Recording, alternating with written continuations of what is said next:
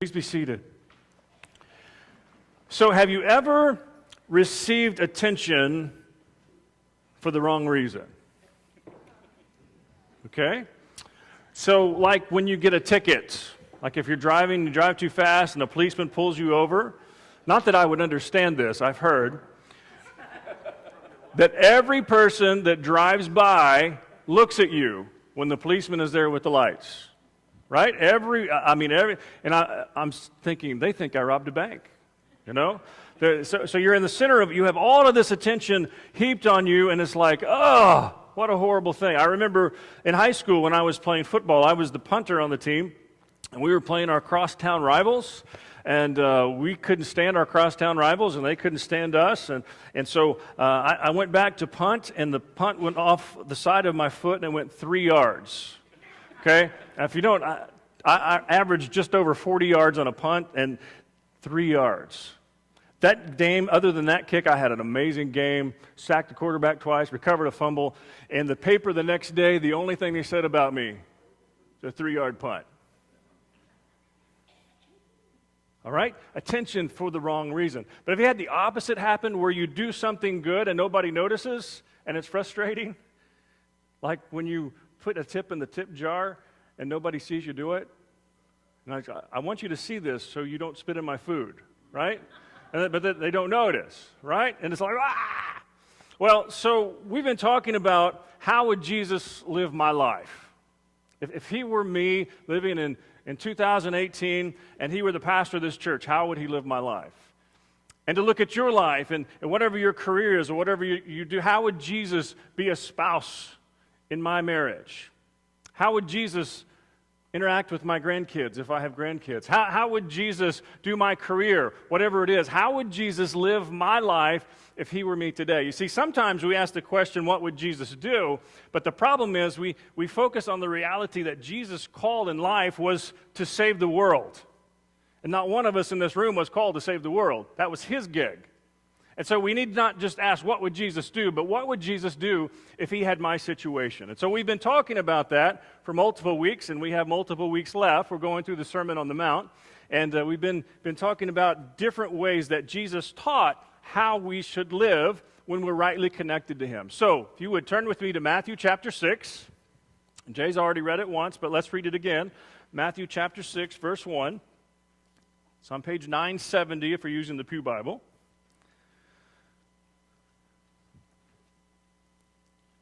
And again, this is the Sermon on the Mount. Jesus has been teaching. He's been talking about when you come into my kingdom and you are rightly connected to me, this is the life you can live, and ultimately the life you should live as I transform you. Matthew chapter 6, verse 1. Be careful not to practice your righteousness in front of others to be seen by them. If you do, you will have no reward from your Father in heaven. So when you give to the needy, do not announce it with trumpets as the hypocrites do in the synagogues and on the streets to be honored by others. Truly I tell you, they have received their reward in full. But when you give to the needy, do not let your left hand know what your right hand is doing, so that your giving may be in secret. Then your Father who sees what is done in secret will reward you. So there's a lot here, but I want to focus on a couple of things this morning. And the first one is this. Well, we'll start with this. Jesus said, when you give to the needy. Right? He didn't say if. He said when. And so I think it's important to point out when you look at all of Jesus' teachings and everything that he taught, if you go to Matthew 25, there's a big section on that we are, as followers of Jesus, it's going to be normal for us to give to those who have need. It's going to be a normal practice. We are going to love people in such a way that we can't help but do that. All right? So he says when. So it's going to be a part of who we are. It's going to be a part of what we do. But then what should it look like? All right? And the first thing that I think we need to see is this, is that when we give to the needy, when we give to someone who has need, when we intervene in their lives and bring the love of Jesus to them by giving them something, we need to do it for an audience of one. For God alone. It needs to be about him. See, Jesus uses as an illustration the religious leaders and what they would do. And so I want to go through this kind of my own interpretation of what happened.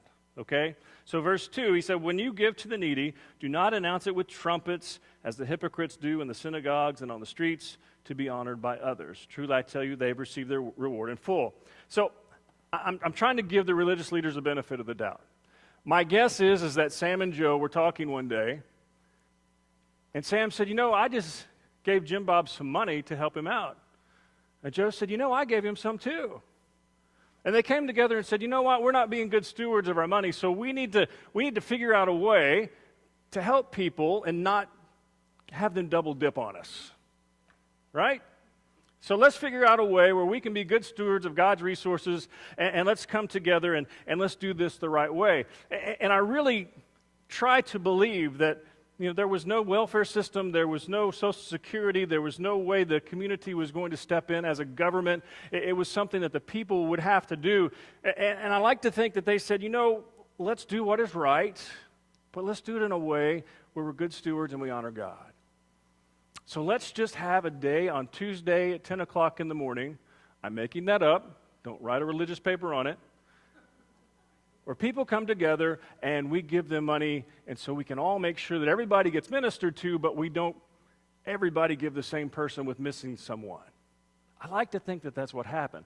Well, what happened eventually, and again, this is Doug's version of the story, but I can see how easily it would have happened, that people began to be impressed. Hey, the religious leaders, they're taking care of everybody. And the religious leaders said, hey, this feels good, right? So they said, you know what, let's make a big deal out of it. Let's blow trumpets. Let everybody know it's time for the needy to get their stuff. And so people will come and watch, and we'll pass out stuff to the needy, and people will look at us and just be so impressed with who we are until eventually it snowballed into that's what it really became about. Now let's be honest for just a second. It feels good when people are impressed with our generosity. Come on.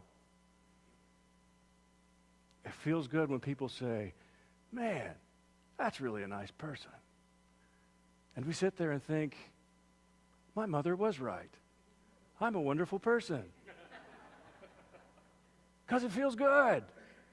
And so all of a sudden this blows up, and all of a sudden the attention is being drawn to the people who are giving. And I think Jesus is making it clear, listen, when you help others, and you're going to help others because that's what my followers do, you're doing it for one reason, for an audience of one. It's not even about the people you're helping being impressed. It's not about others watching you and being impressed. It's about God being impressed. It's about the Father being impressed. We live in a culture when tragedy strikes, that those who lead us make sure they go to the tragedy and are filmed being there. All right? I'm attacking both parties, so don't hear me say. But it's all about the show.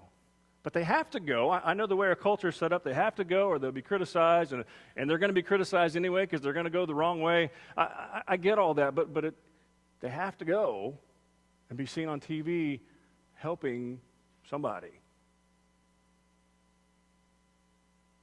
And I'm afraid sometimes as followers of Jesus, we get caught in that trap. Jesus went to a banquet, to a Pharisee's house. We don't know which Pharisee it was. It doesn't tell us over in Luke 14.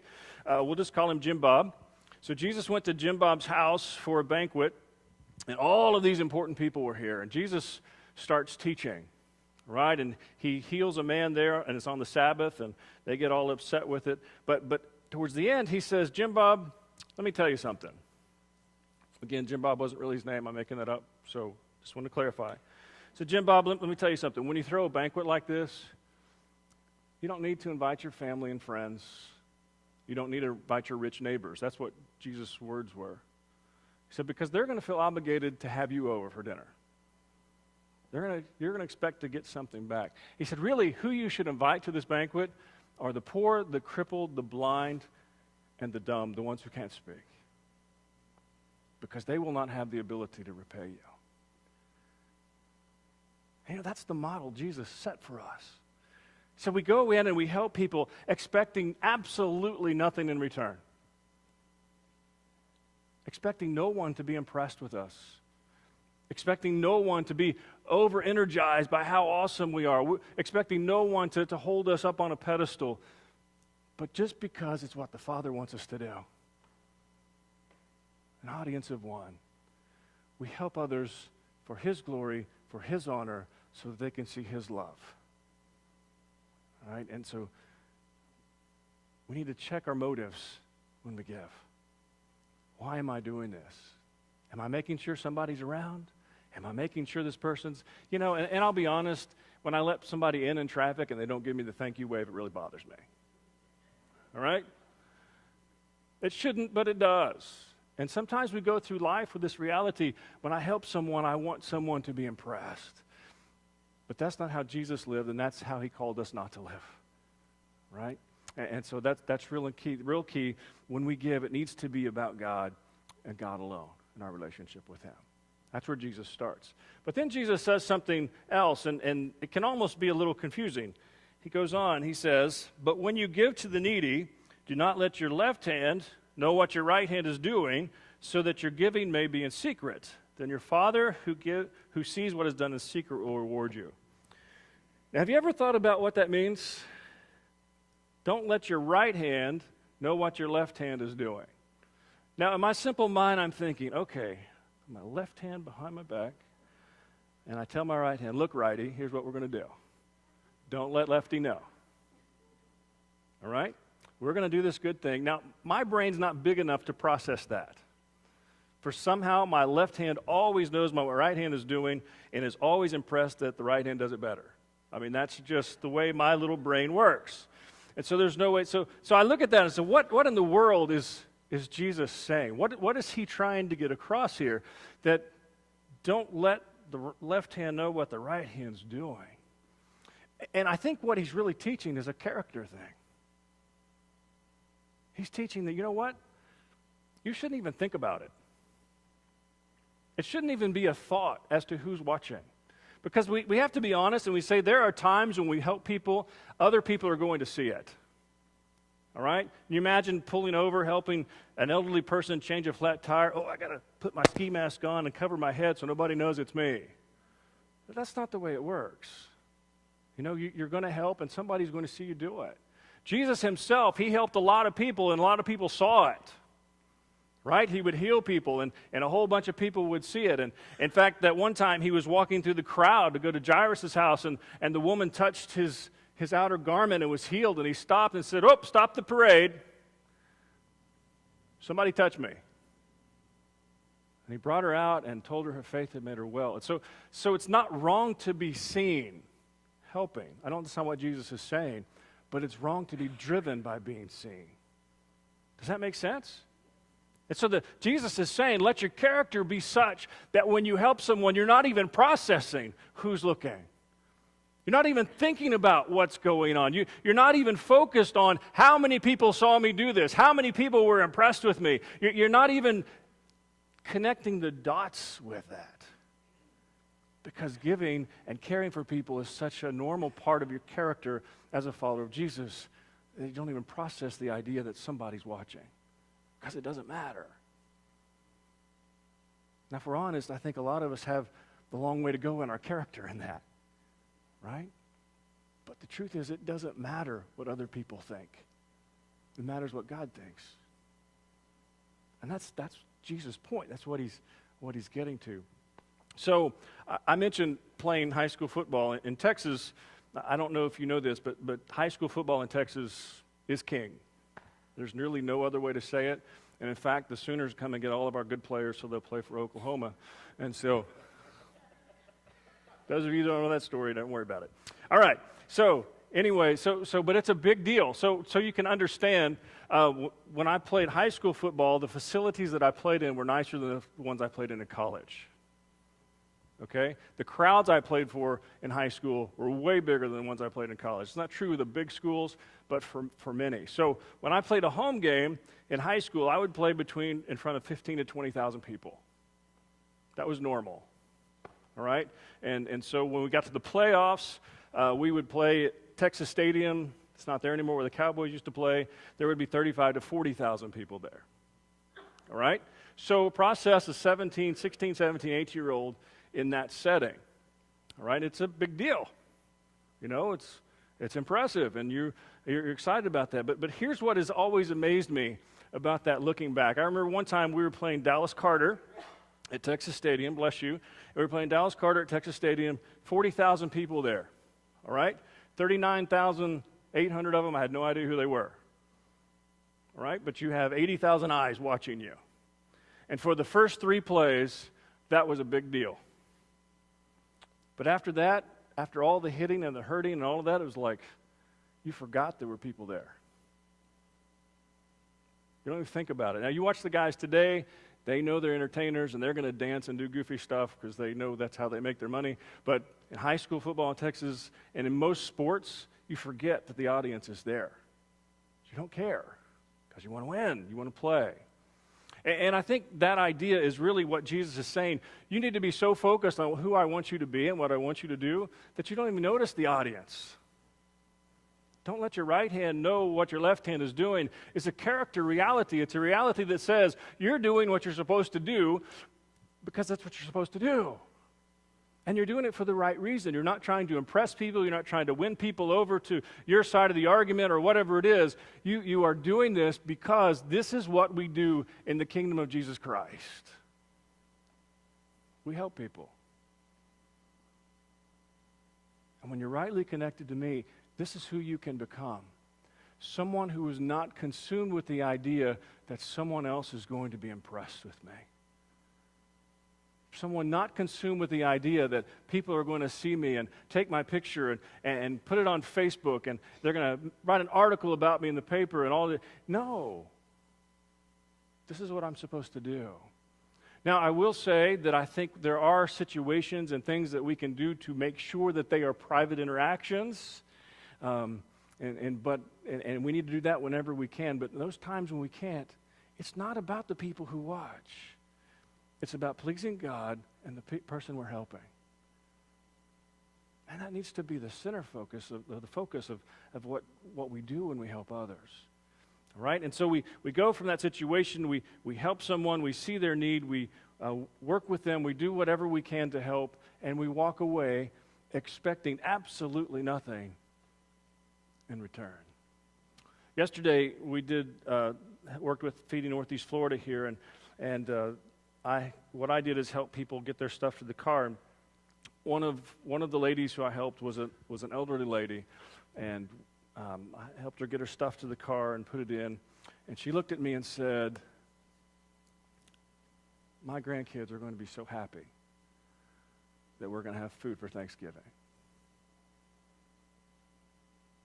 I was like, wow. I've never experienced that. I've never worried. I mean, Thanksgiving, it's, the biggest worry is it pecan or pumpkin pie. You know? She's like, "My grandkids are going to have to eat Thanksgiving because you did that." And I walked away knowing she would never be a part of our congregation. She lives in a different part of town. She has her own church. We talked about that. But it really wasn't about, it was about helping. And I walked away, I was like, amazingly, I'm preaching on this tomorrow. And this is what Jesus was telling us. You help knowing you're going to get nothing back. And that's okay. Because it's about pleasing Him. And it's about helping people and showing them His love.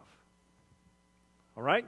So as we've gone through this process, and we've talked about the different areas where Jesus is calling us to a deeper life and a better life in Him, we've talked about the VIM, all right? The vision, the intention, and the means.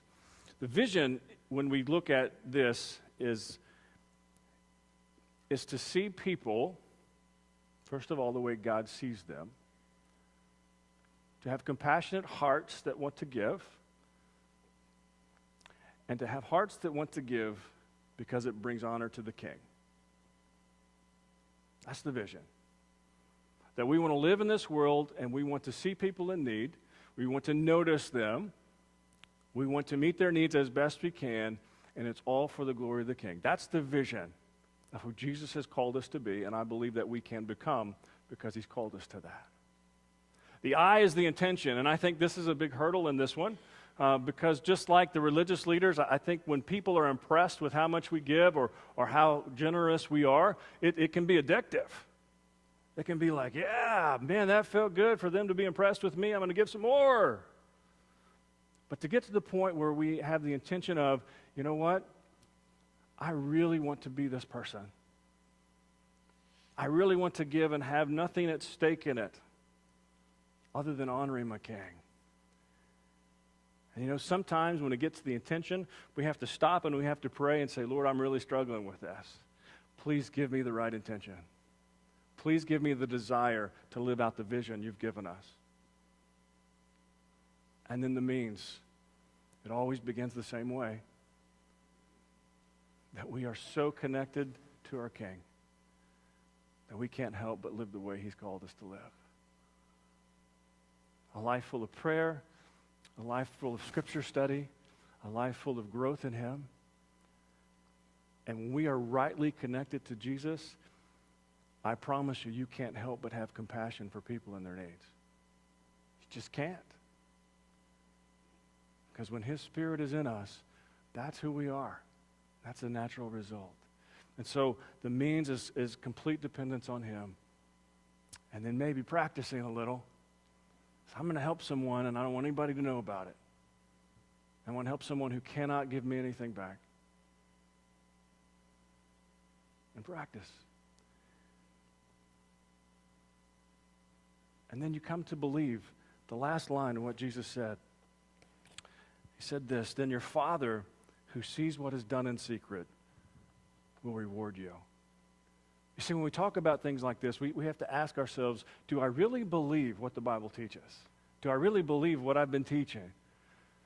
That this whole journey is about something much bigger than me. That it's about my King, and that one day I may not get any rewards for helping someone right now. But one day, my King will make it right. He'll make it right. And if he says to me, Doug, well done, good and faithful servant, that's enough. Those will be the greatest words I've ever heard. So I want to challenge you as I challenge me. Be open to see the people in need and pursue them and help them for the right reasons to honor the King. Let's pray.